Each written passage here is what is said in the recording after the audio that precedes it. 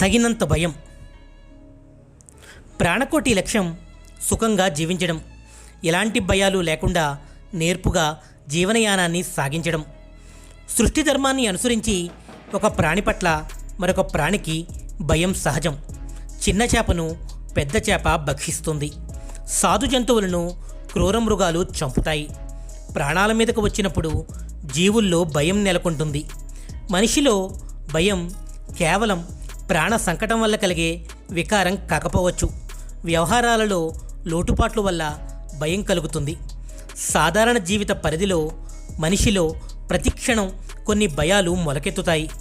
ఏ ముప్పు లేకపోయినా అనవసరపు భయాలు బాధిస్తాయి.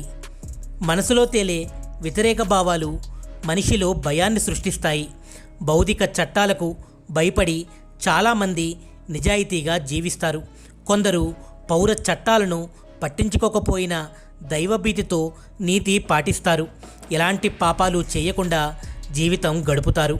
క్రమంగా అది అలవాటుగా మారి వారి జీవితాలు సత్యగుణోశోభితమవుతాయి.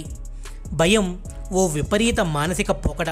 అది లేకుండా ప్రాణకోటికి మనుగడ లేదు. మరి భయంతో జీవిస్తే జీవితం ఎలా అర్థవంతమవుతుంది?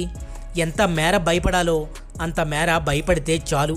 మనిషికి జరిగే హాని ఏమీ ఉండదంటారు విజ్ఞులైన శాస్త్రవేత్తలు.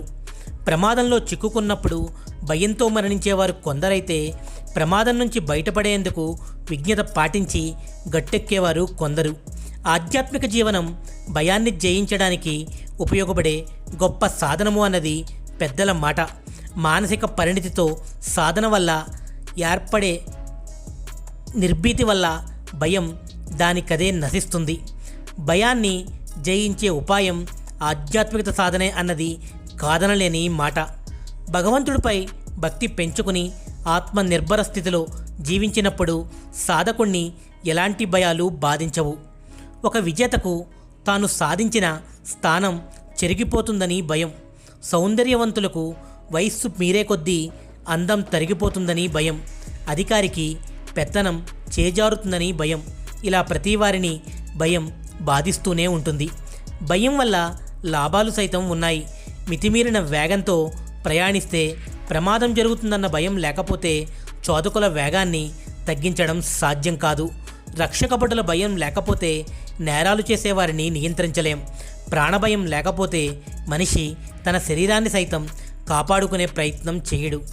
భయం ఉండడం తప్పు కాదు, అతిగా ఉండడం మాత్రమే అనర్థదాయకం. లోకంలో నీతిమంతులు భయపడవలసిన అవసరం ఎంతమాత్రం లేదు. నీతిమంతమైన జీవనం సాగిస్తే ఎవరికీ భయపడే అవసరం ఉండదు.